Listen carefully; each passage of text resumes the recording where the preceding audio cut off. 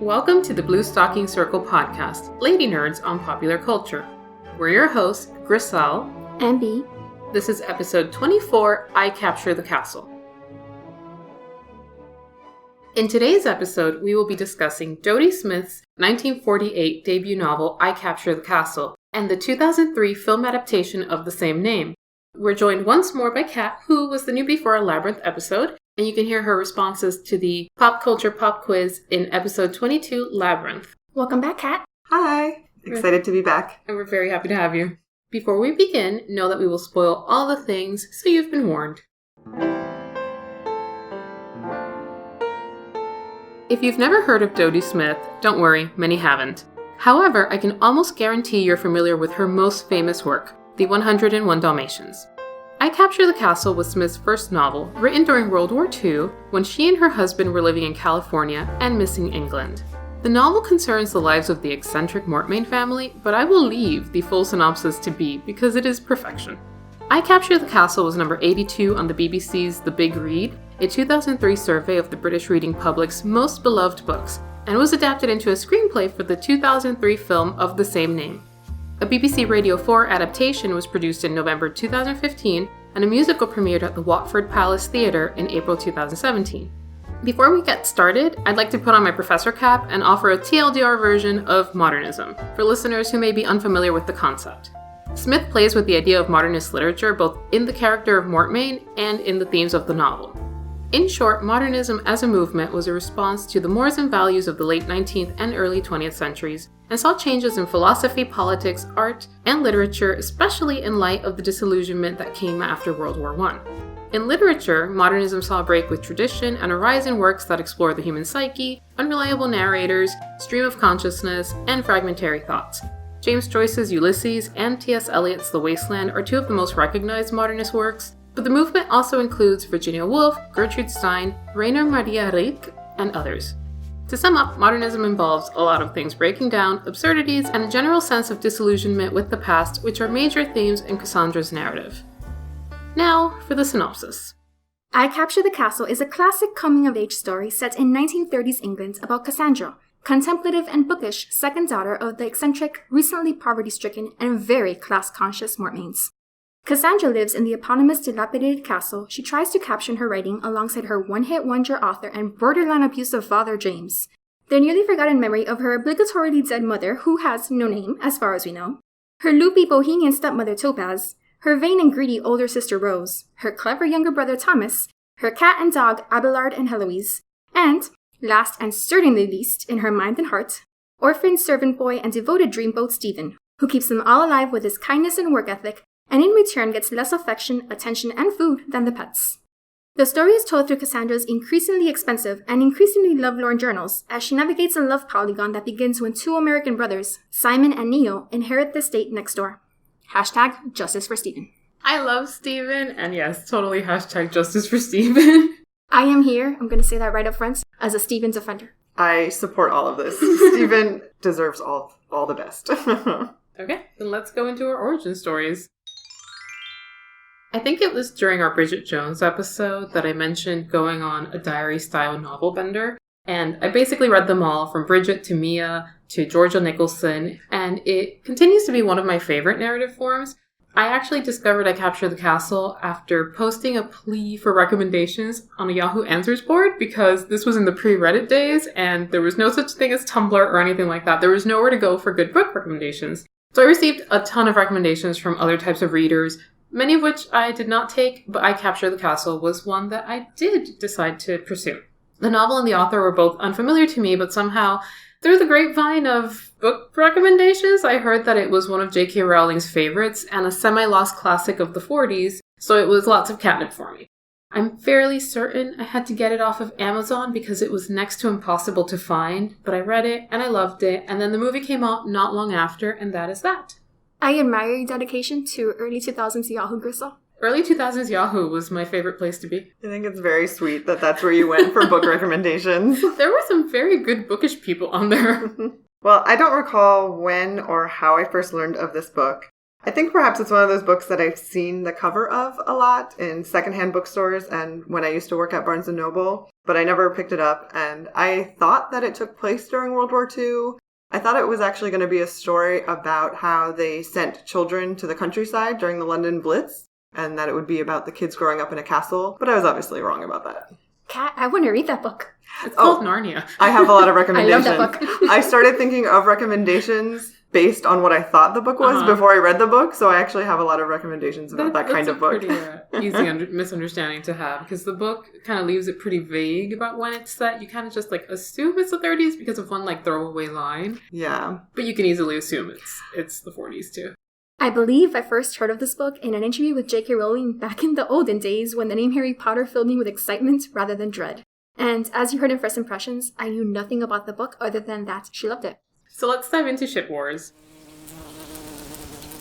I kind of left this completely open in our notes because I wanted to get all of Bee's impressions. I kept receiving texts. Her texts were much in the way of my text during the Zorro situation. So I kind of just left this completely open, and I think you guys have plenty of thoughts. My texts were increasingly horrified exclamations of what was happening to Stephen throughout this book. Poor Stephen, a lot of things do happen to him. The most obvious shipping connections are obviously that this book is, as you mentioned, a polygon of relationships, none of which turn out well, per se. But there's a lot of other situational relationship type stuff that happens in the book. Then I'll just say at this point that I ship Stephen Happiness vehemently, and that's the only ship I ship. That's a good ship. I agree. I cannot, will not, and just don't see Cassandra and Simon ever being together. Something about the age difference between them and the fact that he was engaged to her sister just completely removed any amount of romance for me. And Stephen honestly deserves better than Cassandra. I agree with that 1,000%. I do disapprove of Simon's behavior towards Cassandra.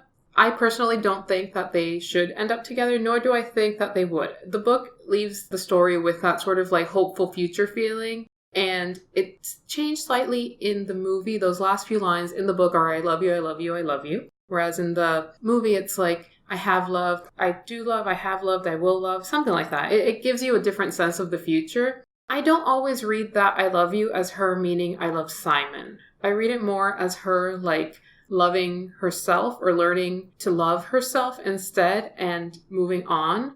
A lot of what happens in the book is more about her just figuring out how to navigate adulthood. And that's definitely what makes this a coming of age. She's just 17. She just basically graduated from high school. It's England. It's the 30s. It's the countryside. None of them have ever been exposed to real people beyond just the people of the village, and those are very limited. You kind of get the idea, based on Thomas's going to school, that school is a very far away place, and the village is very small. The only people they really associate with are the vicar and the librarian, and then the Cottons when they finally come around. But the Cottons have the allure of being Americans, which makes them completely foreign objects to these British people. And as we know, in all movies, Europeans love Americans according to the stereotype. So all the silliness does ensue. But Simon treats Cassandra very much like a child. Yes. And kind of takes advantage of that. He calls her a child all the time. He thinks that she is a child when they first encounter her in the bathtub because she's at a lower level, and then she stands up and they're like, oh, we thought you were a much younger type of child. So I think in his mind, he always sees her as the sweet little girl or the sweet little sister. So why did he kiss her? Why? Why did he kiss her? I think at first, at least the movie I think takes it this way. He kisses her kind of impulsively and kind of just because they're in this very romantic moment and it's just a thing that happens. He also then, when she says, oh, well, you're just doing that because I'm just a kid and you only see me as a kid, he does at least turn it around and go no, don't think that. Don't just assume that I'm doing this out of pity. So it is slightly empowering, at least that he doesn't pass it off as I only did this as an impulse. He kind of implies that there is some sense of awareness, which, you don't want to just be an object. So the fact that it is about you instead of just what you represent, I guess is a good thing. Yeah, I kind of saw that the kiss as almost just a plot device to ensure that no one ends up happy. Because it really throws off every romance at that point. It solidifies her feelings for Simon in a way that I don't think would have happened if he didn't kiss her. So it sort of has to happen. I don't excuse it, and I still don't know why he did it. And it certainly made me less sympathetic to Simon when he gets his heart broken later in the book. And I guess in that regard, I was happy that it happened because I didn't want to feel sympathy for him. And I was like, well, you know what? You kind of deserve this. And I don't think you should have been happy with Rose.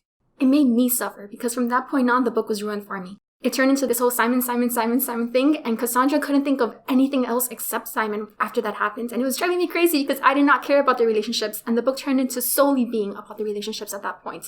There's this one line, and I mentioned it in our first impressions in the book, where the girls, this is before the Americans arrive, and Rose and Cassandra are up in their room, and they're sharing the bedstead versus the four-poster bed, and they're talking to Miss Blossom, who is their make-believe counselor. It's one of those dress dummy things that you put things on. So they're kind of imagining what it would be like if they had the opportunity to find a man and marry on, because it's assumed that for a lady of their class status that they would probably have to marry to move on or find work. So they're imagining all these things, and they ask each other, would you rather be an Austen girl or a Bronte girl? The assumption being, like, if you're in a Jane Austen novel, it's a lot more gentle. Like, it's the stuff that maybe Bronte didn't like about Austen, that these things are too passive and gentle, and things kind of happen to you, versus a Bronte where things kind of, like, get taken in hand and you do it yourself. And Cassandra comes up with, like, a throwaway answer where she tells Rose, I'd rather be 50-50. And it's kind of just, like, to get Rose to stop talking and leave her alone so she can write. But I think then that the book plays with that notion, especially when it comes to the relationships, that half of what's happening is just kind of happening and it's completely beyond their control, which ties into those farces and the disillusionment of modernism, versus becoming an active participant and doing and changing things, which is, in my opinion, what Stephen does for the book. Because Stephen is the catalyst to everything kind of coming together in the end. In many ways, Stephen is, if this were a mystery, Stephen is the one who has all the pieces. Because he knows that Rose should not be with Simon, because he saw things that the others did not. He's the one who's been sneaking around with Thomas and observing things. So in many ways, Stephen is genuinely the hero, if any character in this book can be called a hero, because it's not traditionally that type of a book. And the idea being that none of them really work out perfectly. It's just kind of like defying those tropes and ideals of what romance should look like. I'm really glad that you mentioned that, because I had noted that line about the 50-50 between an Austen and a Bronte girl. And I have to make a confession. I believe I already told you both, but I have never actually read a Jane Austen book.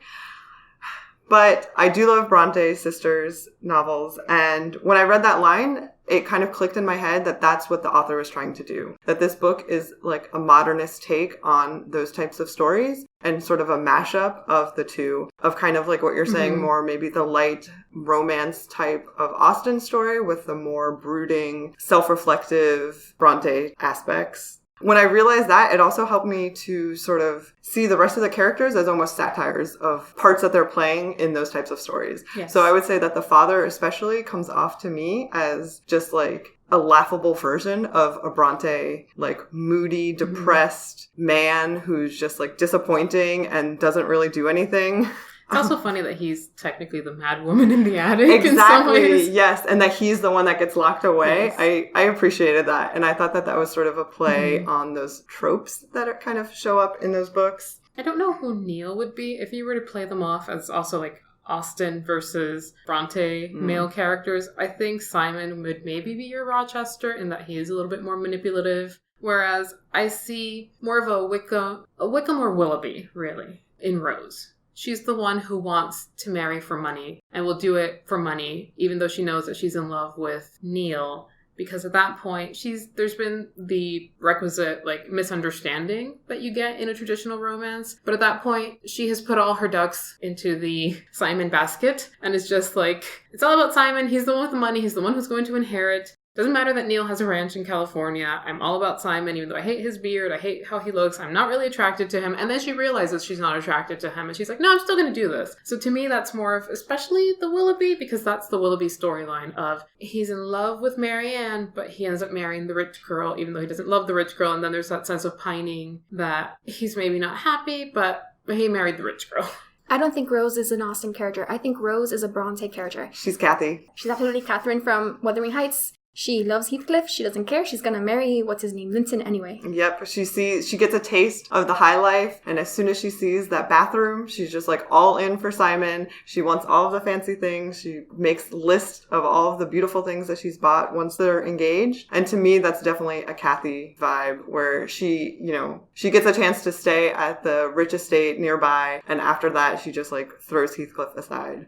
I think Rose sees him as the bad option, but I think all of the characters are much more sympathetic than they would be in a Bronte novel. And I haven't read Austen, but I think that that's the Austen influence of making these characters more palatable and maybe more realistic, because there's a lot of extremes in Bronte novels that I don't think are realistic. And I thought that this was a more realistic, I think that Stephen is a more realistic version of a Heathcliff type of like a ward who grows up in a house with all these rich people, but he goes out and makes his own way and becomes puppies. You're right. He's not like a psychopath like Heathcliff, but he goes and he makes his own money and he becomes self-sufficient through his own work and leaves the family. And he is sort of the catalyst for a lot of things in the way that Heathcliff is. But again, not in the bad way. A realistic, nice portrayal, a softened portrayal, I would say.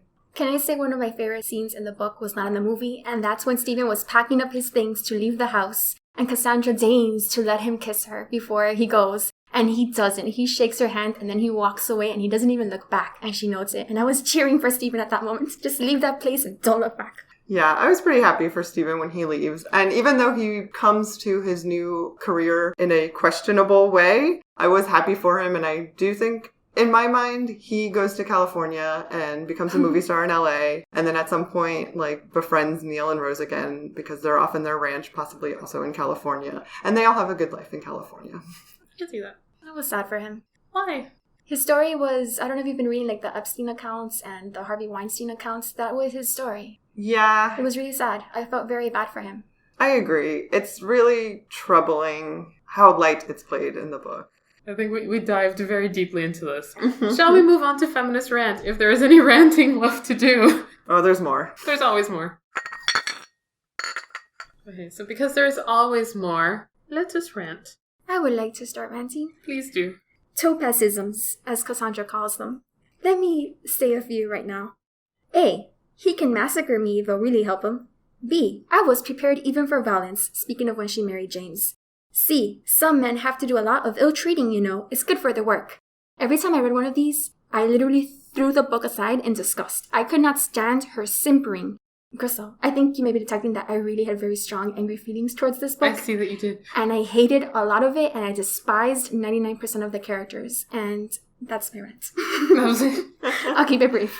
Well, I will say that the Topaz relationship really irked me too, because one of my personal, it just really cuts to me, is anything that has a woman only being a muse or an influence for a wonderful artistic man. It really drives me crazy that Topaz and Mrs. Cotton are kind of just there to get him to start writing again, and they'll do anything to influence him, and everything is basically about him. Topaz is a painter. She's painting throughout the whole book. She's obviously an artistic person. She sews her own clothes. She could be the inspiration for her own paintings, for her own art. And Mrs. Cotton, I think, could also. She's so witty. She really knows how to talk and have conversations and draw people in. I think, honestly, I would read a whole book that was just about Mrs. Cotton as an American living in England and all of her commentary on it. And I think that she could also go into the literary world on her own instead of trying to influence and inspire Mortmain. Yeah, Mortmain's like that weird, kind of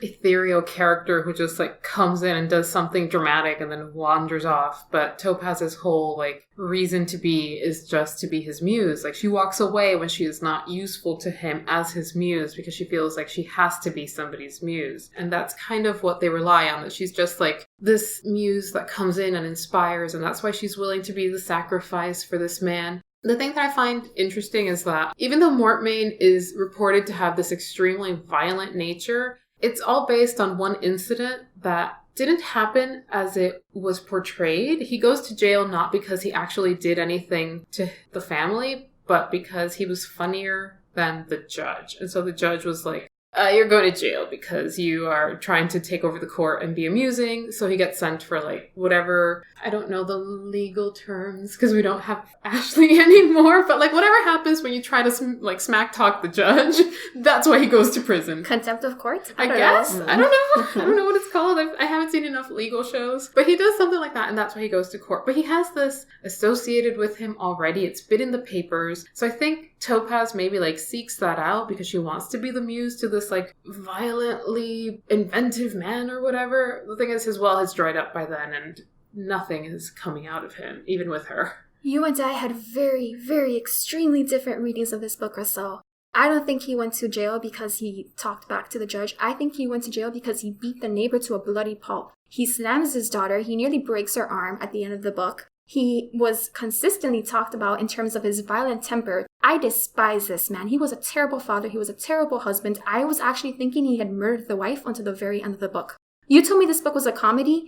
I read this as a drama of a horrible, abusive man who sentenced his family to a life of starvation, where they were terrified that he would break out into a fit of rage again and possibly beat them, and meanwhile did nothing to support him to the point that the servant boy had to be the one providing for the whole family. And meanwhile, you're thinking that he went to jail for back talking to the judge? Well, no wonder I'm so angry at this it's book. It's mentioned more than once in the book, and it's also mentioned in the movie. It's also mentioned that he beat the neighbor to a pulp.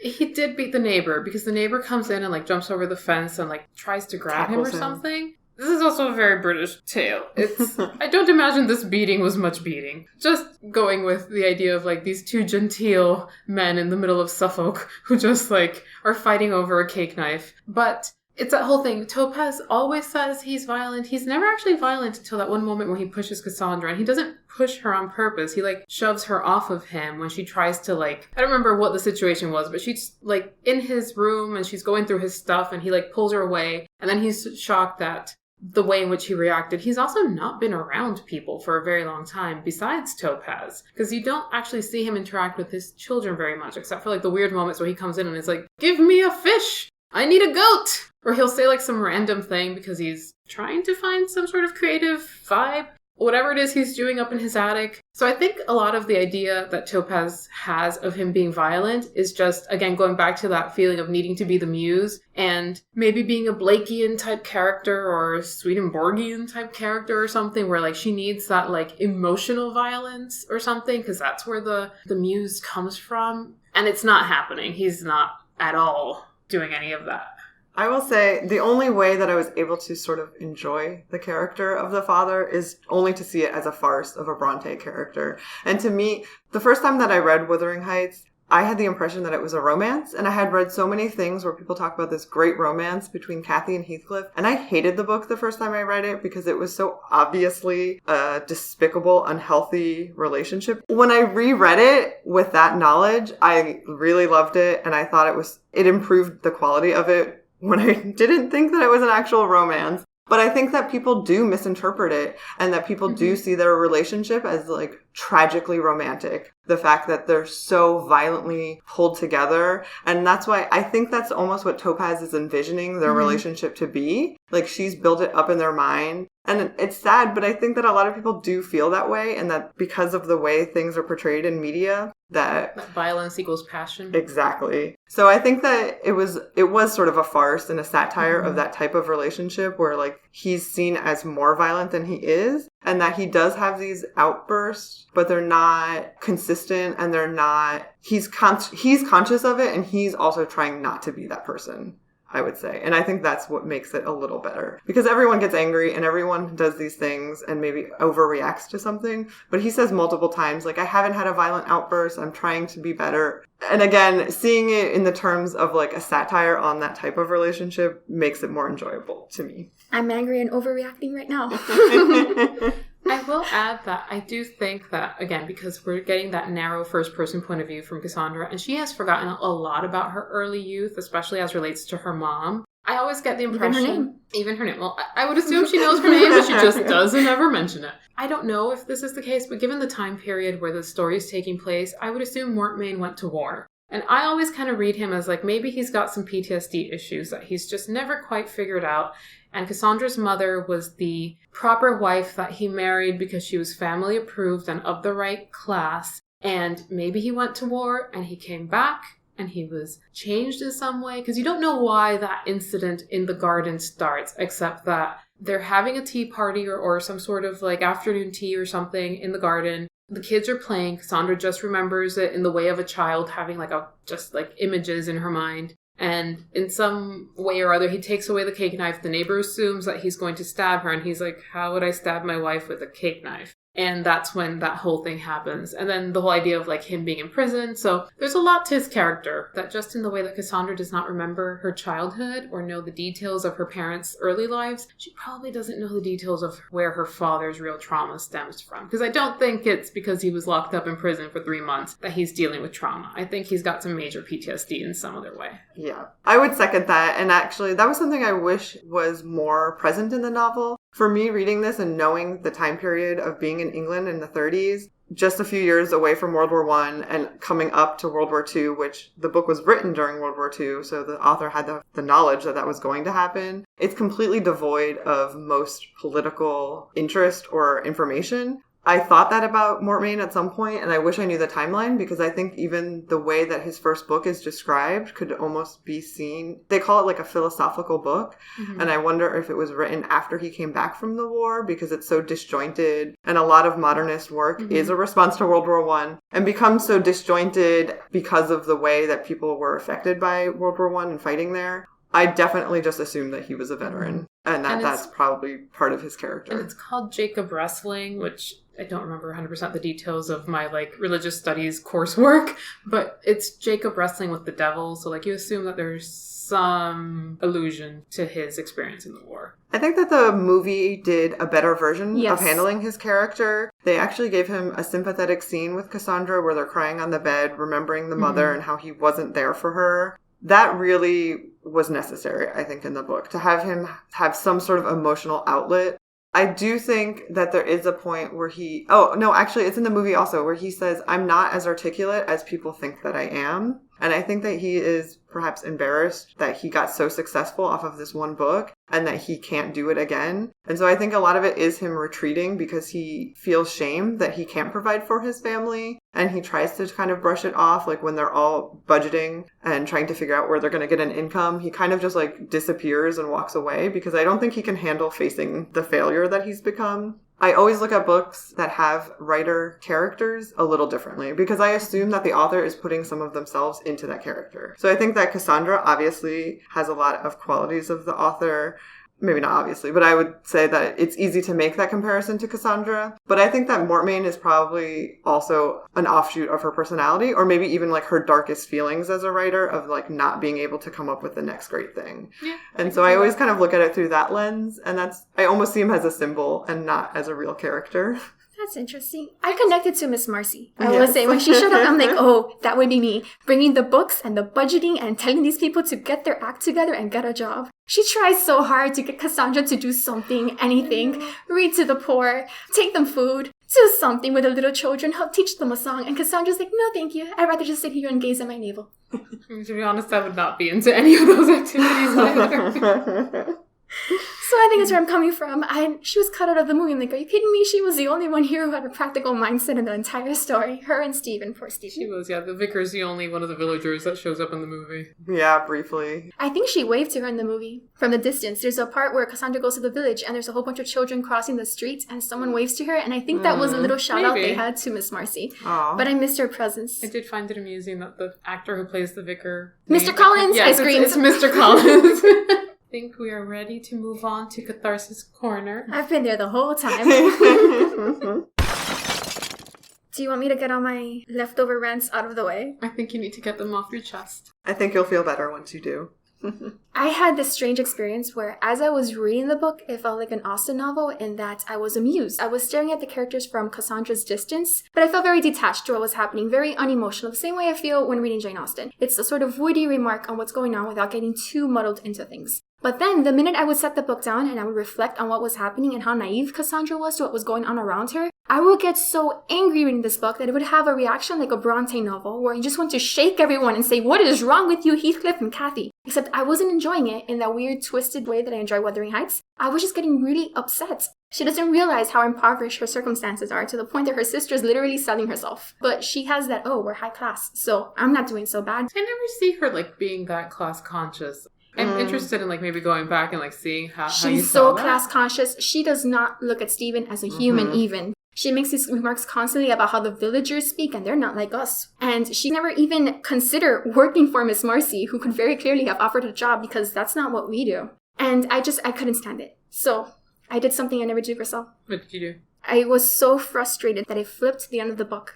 I thought maybe James killed his wife and it's a murder mystery. That will keep me going. Or I told you there was no murder in this book. I was hoping you'd lie No. to surprise me.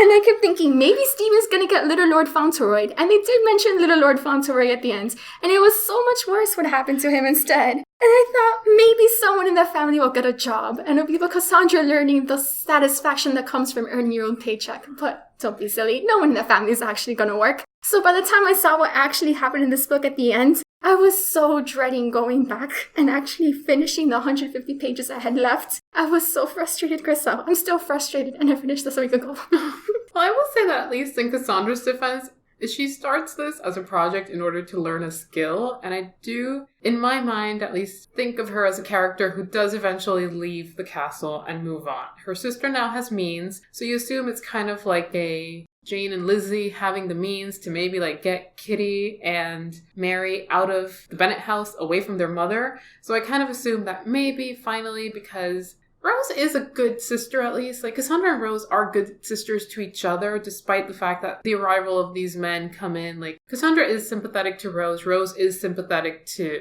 Cassandra in both the film and the book. They never like portray them as women like pitted against each other or anything. They have a brief period where there's the super tension that happens before Stephen saves the day. But for the most part, these are two women who have a good relationship with each other. So I assume that Rose will assist in some way, whether that means sending money to Cassandra for her to finally have like the clothes and the means to get to London and find that job as a secretary, because that's what you assume she's doing. She's learning shorthand. She'll either become a secretary or edit her father's novel and then get a position in like a printing house or something. But my assumption is that she does eventually leave the castle and the village, because she starts it off as an experiment in learning shorthand and speed writing. She does tell you that she has accomplished this, that she's written more in like the 6 months that this novel takes place than her father has in like a decade. So I have at least a hopeful sense that Cassandra's story does not end with just like being at the castle forever, that she does grow in some ways. She is not the consciously naive child at the end that she was in the beginning. She is forced to kind of like realize that stuff has been happening and that things are not as pretty as she thinks they are, and that eventually you kind of have to grow and move on. And I think because she's lost so much and people have moved away, like she sees that Stephen has changed and moved on. She sees that her sister has like realized that there are some things that maybe are not worth sacrificing and has changed and moved on. And Simon is like an idea,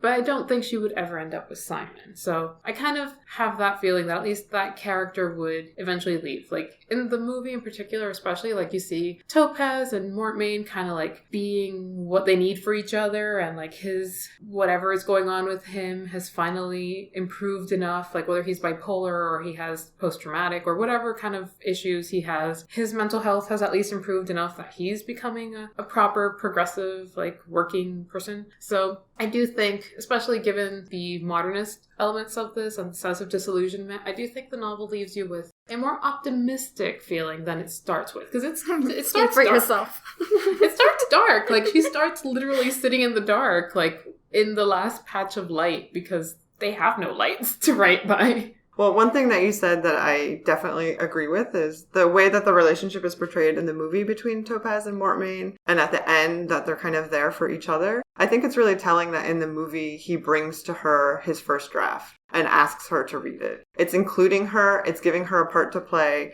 and it's saying that he needs her, and that doesn't happen in the book. That was a really good addition to me. And I would agree that the sisters actually have a really sweet relationship. I'm a sucker for sister stories, especially ones that take place through the eyes of the younger sister. So that really spoke to me, and I think that they are not selfish people. I think that Rose is doing what she sees as her only option to make money for the family. And it's not a good option, but for a lot of women, that was literally the only option, was to get married to someone rich. And I think that in the 30s, there are obviously more options for people and for women. But I think because the book is trying to play with these ideas of like an Austen or a Bronte novel in a modern time. The class issues and all that. And they're products of their class. Exactly. That's what women of their class were expected to do. Exactly. And when she does come into money, she is buying things for the family. She's buying valuable, not just money value, but things that she knows Cassandra will want and appreciate. And she thinks like, I'll send you to college, you can get a good education. And that is her goal, is to make things better for her family. And that's why she's doing what she's doing. So I didn't see her as a selfish character. I saw her as someone doing the only thing that she thought she could do. And because I saw the whole book as this kind of mashup of what it would be like to have a Bronte story or an Austen story in a modern time, there are things that seem kind of dated. But again, they're so isolated from everyone. One scene that I really liked was when she's sort of trying to woo Simon, and she only knows things that she's read in books. And all of the books that she's read are from like 50 to 100 years ago. And so she comes off as very silly and theatrical, and it turns them off completely. And I think that really says a lot about their characters. They really don't have a lot of influence in their lives from people their own age. And they really don't know how to interact with other people. Yeah. And so I don't think that they see any options for themselves, really. Yeah. I know you mentioned it before, but the way that they changed the ending of the movie and those critical lines of, instead of being, I love you, I love you, I love you, and being, I have loved and I will love, I thought that was a much better ending. I think it gives her a lot more agency, and it's a little more clear that she sees this whole thing as a growing experience. And she's mature now. When I finished the book, I was kind of unhappy because I was just like, I don't want to imagine her pining away for Simon. That is not how I want to like have the last image in my head of her. And so when the movie ended, I was like, oh, good. I can see her moving on and having her own life and being mature and not just like wasting away for him. I'm going to say something positive. You will? Yes, you told me I wouldn't like the movie, Crystal, and I will say right up front, I thought the movie was better than the book for, among other reasons, what you just mentioned, Kat. The movie also softened the characters.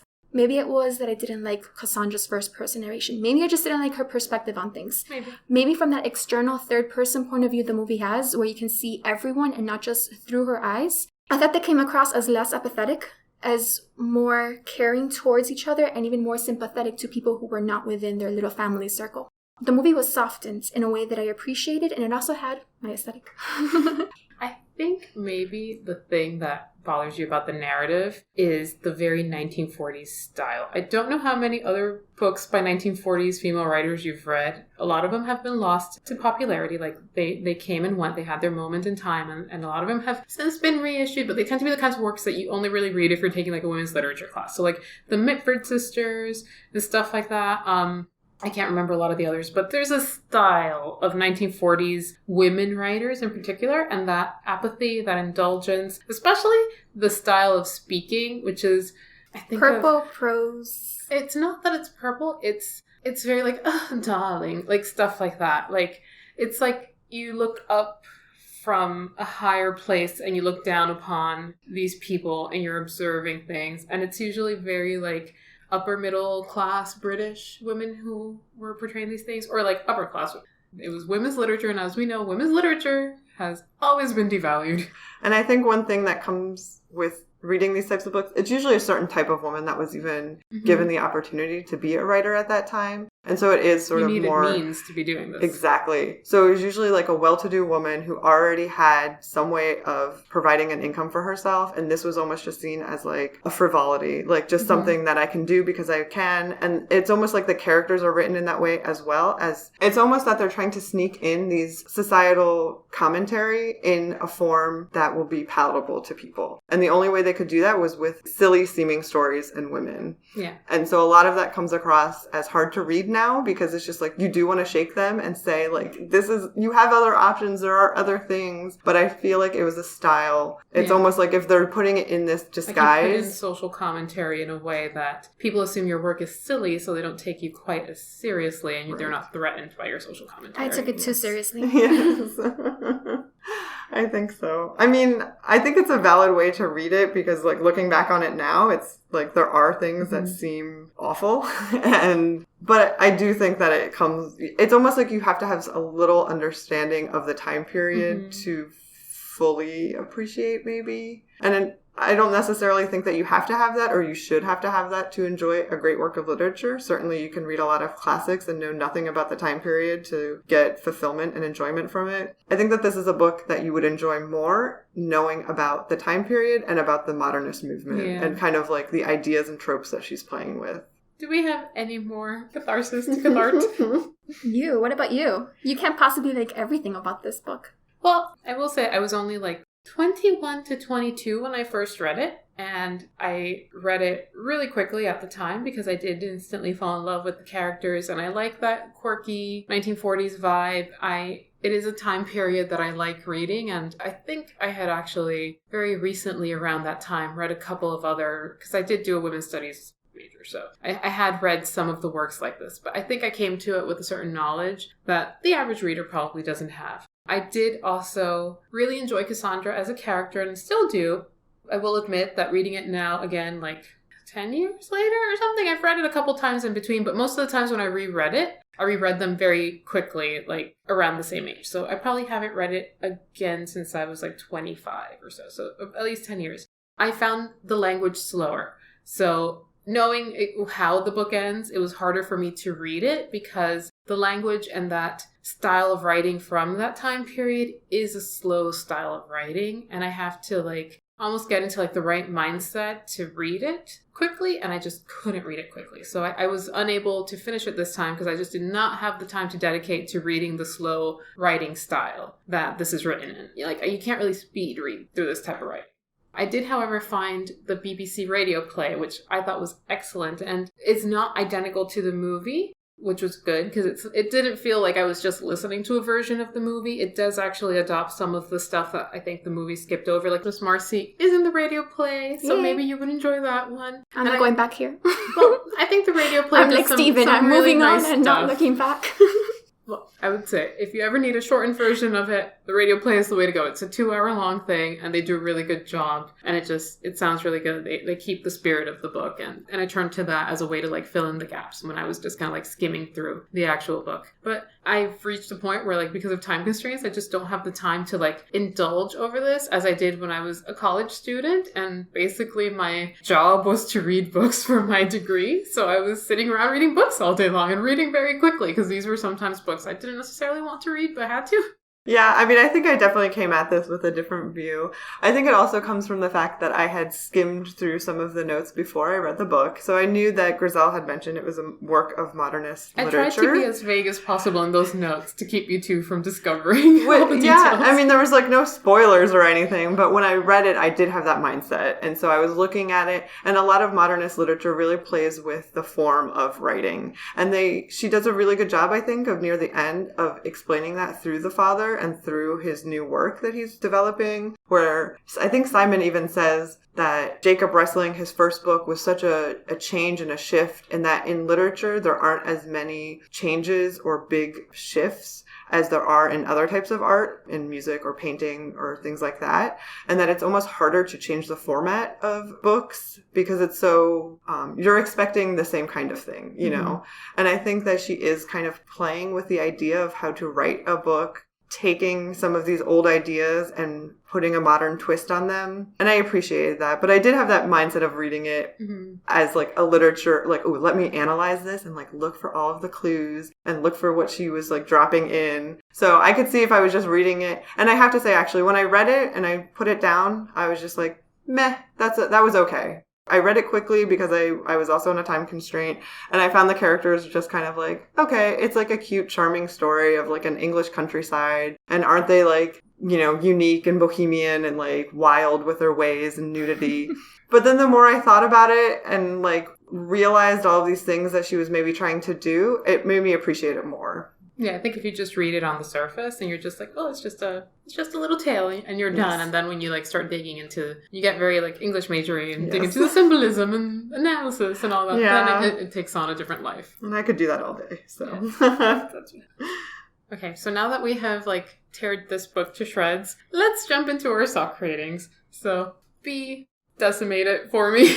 Or if you want to do the two separate works, feel free. Sure, I'll do the book and the movie separately. The book is not going to get as low as you may think, because the fact that it gave me such a strong emotional reaction is an indication that this is a very well-written book and that I was able to be sucked into the story and care about one character, Stephen at least, but sufficiently to have a lasting reaction to this book. I think I'm going to be angry for a very long time, which is a point in the book's favor. It burns in you. That's why I'm going to give it 2.5 socks.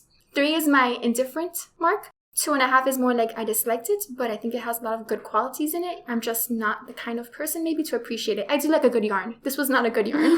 Because you wanted the murder. If this had had a murder... Oh, I would have gotten it to at least a 3.5 okay. if the father really had killed the mother. For the movie, though, I am going to give it a 3 because I was indifferent. I did not like the story. I did not like the characters. I didn't even like Stephen in the movie. I liked Thomas, and that's about it. And of course, my kindred spirit, Miss Marcy, was not in it. But it had, like I said, an aesthetic that I really appreciated. Dario Marianelli did the score. He did the score for the 2005 Pride and Prejudice. He did the score for the 2011 Jane Eyre. And then the way it looked, it reminded me of one of my favorite movies, the 1993 Secret Garden. It had that sort of same aesthetic and the same vistas. So I didn't like the story, and I didn't like the characters, but the movie itself, the cinematography, the movie score, all of that, as a movie, it worked for me well because it reminded me of so many other things that I do like. So 3 for the movie, 2.5 for the book. How about you, Kat? I will say, I think that both the book and the movie are a solid 3 for me. I don't know that I would ever reread it or go back to the book. I did appreciate it, like I said, upon further reflection, and I think that it's a book that I would recommend to a certain reader who is looking for this type of book, either a book written in a diary format or looking for a book that kind of plays with these like ideas of what a romance novel should be. I thought that the movie was pretty enjoyable. The acting was great. I really enjoyed everyone in it. I liked the look of it. It was very pleasing, but it was also just kind of quick and then it's over. And maybe because the way it ends, where you don't really see anyone living happily ever after, which I like. I prefer things that don't have a happy ending, actually. But I don't think that this movie will stick with me. I think that it's something that I'll kind of forget about in a while, just because it doesn't have a whole lot there. And maybe it also comes from like watching it too close to reading the book. Because sometimes I do try to like space that out. But for this, I had to watch it right away. And so I was almost like, I knew exactly what was going to happen. And so I was kind of zoning out at times. But overall, a solid 3. So, as you know, this is one of my favorite books. However, like I said, the first time I read it, I devoured it. So Griselle of 13 years ago or whenever it was that I first read this would have given it a 5 because I loved it. And I literally went back and reread it, I think within like just a few months. So, like I said, my concentration of rereads is like pretty close together. Griselle of today, I would give it like a 3.5. Griselle, you've outgrown your sensitive period for this book. I have outgrown my sensitive period. Aww. It is very much a coming-of-age story, and I have definitely come of age already. So I'm in a different place right now, and I do always feel that you have to be in a certain place for certain books. And for this one, I was in a place when I first read it where this book was just perfect for me. Right now, it wasn't perfect, but I still enjoy it, and I can still read it and see things in it that I did not see when I was a child, essentially. There are elements of it that I just would have glossed over because I wouldn't have noticed, like the father and stuff. Like, I would not have paid attention to James's story as closely as I did now as an adult. So I see more in it than I would have back then. So for now, I give it a 3.5. For the movie, I do still enjoy the movie, and I do think it's a very good adaptation. I think my feelings towards the movie are also more the aesthetic, the beautiful scenery. It's very sweeping. It's got a lot of like emotional drama just built into how the scenes are shot. And the way that it uses music and brings in a lot of the mentions of the music in the book, I think it's great that it actually brings in the Debussy and a lot of the jazzy music that it mentions in the book that maybe people aren't familiar with if they don't know that period of music. So I give the movie somewhere between a 3.5 and a 4. Because I think 4. Well, I'll give it a 4. I do think the movie does a really good job. Like, if somebody doesn't want to read the book, I think the movie does an excellent job of just taking the book and turning it into a really good work. And just for myself, I give the radio play an absolute 5, because it was absolutely delightful. The people who acted out the radio play were so good. They were so good at doing the voices and bringing in the adequate amounts of sarcasm, I think more so than the movie, because I do feel the movie tones down a lot of Cassandra's sarcasm and just like amps up the romantic and the sort of like pining elements, I think, of the book, whereas the radio play kept some of the inner Cassandra, I would say. So let's do our reading recommendations. I have a fair number, because there are a lot of works that are similar to this work. So I think between all of us, we'll have a book for every type of reader.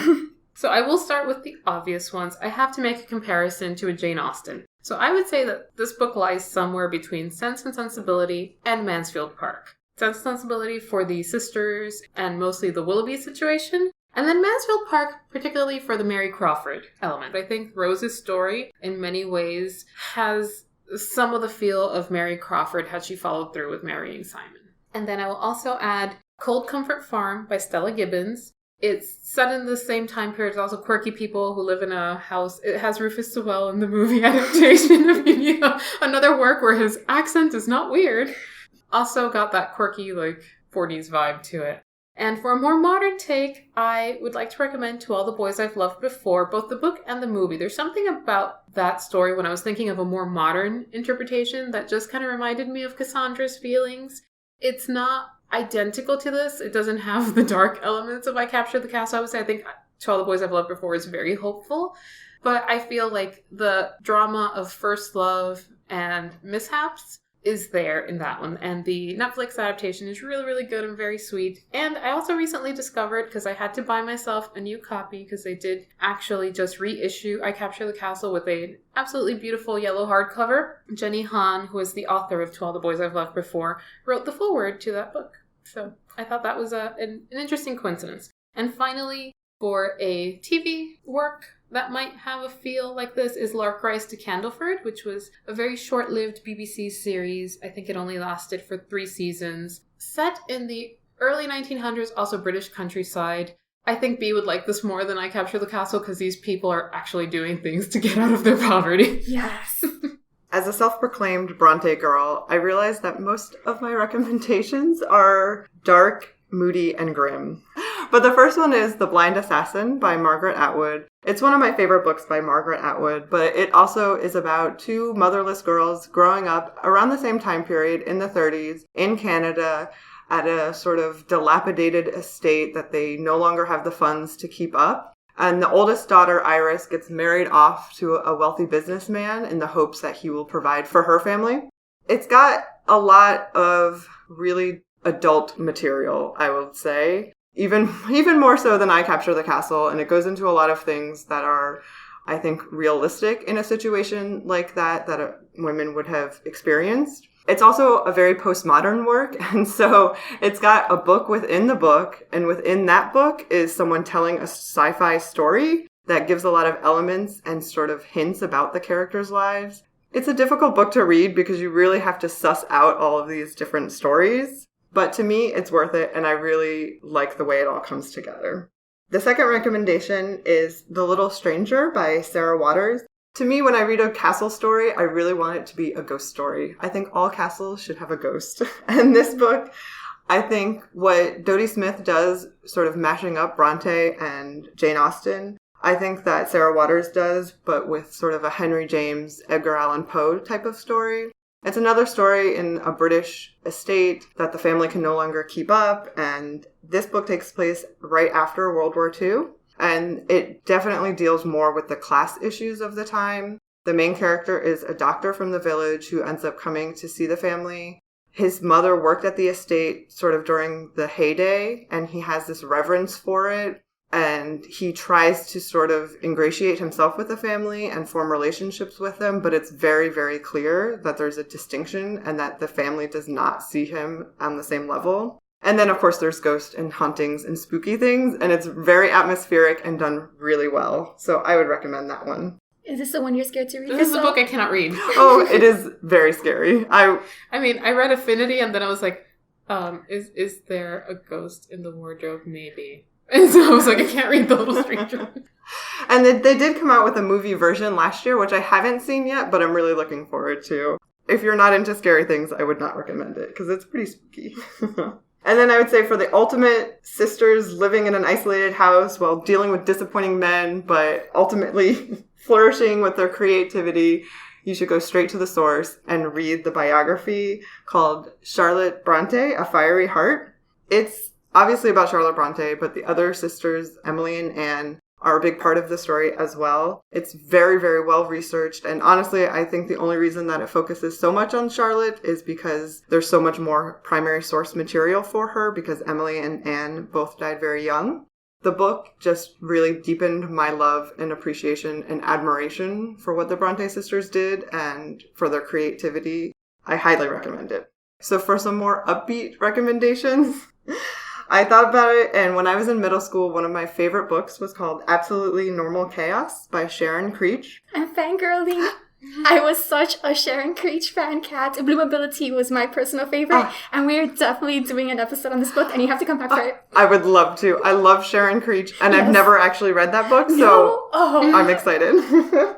But Absolutely Normal Chaos is written in a journal or diary format as the character. It's her summer project to write a journal, and it deals with a lot of family drama. There are some things in there that, are sort of surprising just in terms of the more adult themes or darker themes. But it's also very funny and silly, and there's a lot of drama between her friend and a cousin that comes to visit and stays with them. And throughout the whole book, or throughout the whole journaling, she's also reading the Odyssey, so there's a lot of Greek mythology sort of thrown in there. Well, first of all, I have to recommend We Have Always Lived in the Castle by Shirley Jackson, partly because Kat is wearing a Shirley Jackson t-shirt right now. I'm so happy you're recommending this because I was going to if you didn't. Well, you have to. It's the obvious choice. Yes. I thought We Have Always Lived in the Castle was I Captured the Castle for many years, and that's probably why I read We Have Always Lived in the Castle. And I have to say, I liked it a lot more. It did have murder. Lots of murder. And that's why when you asked me, is it like this? I was like, oh, well, sort of, but without the murder part. It's kind of like the evil twin of this book in terms of being about two sisters living in a dreary, dilapidating estate following an incident in the family, and that's incident with a capital I. And it's told by the younger sister as well. It's an excellent book, and I highly recommend it, especially if you do like some murder along with your drama and angst. And I just have to say that there is a film adaptation that is supposed to come out very soon of really? the book. Yes. Ooh, I can't wait to see that. Yes.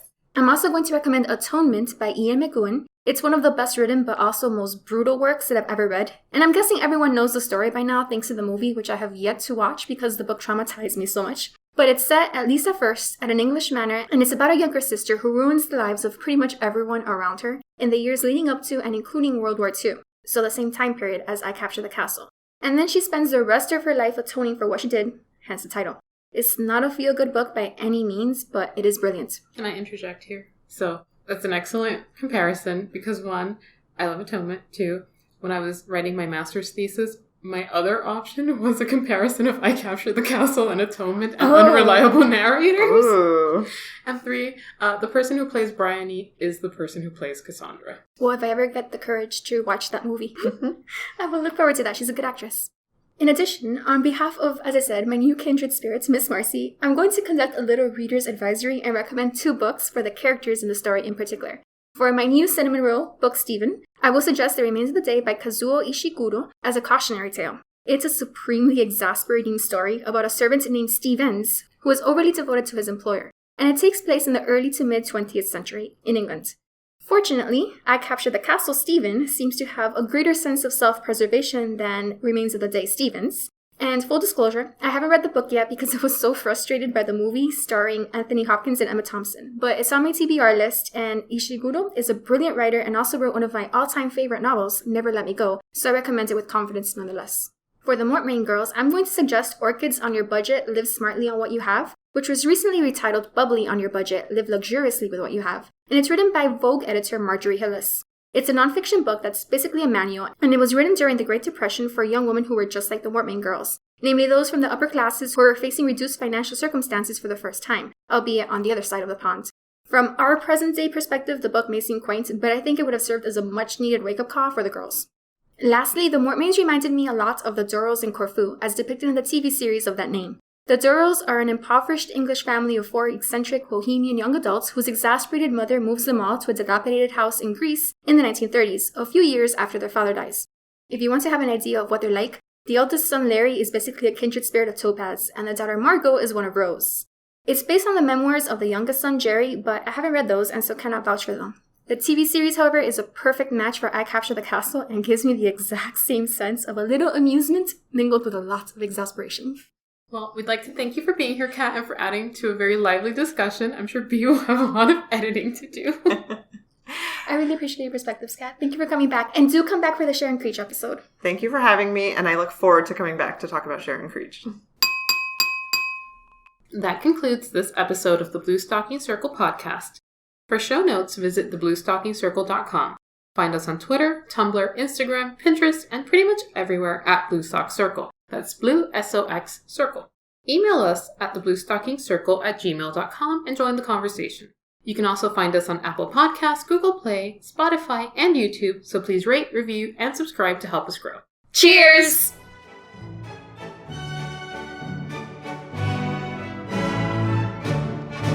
For the why is this number so hard? Did you have traumatic experience? I don't know.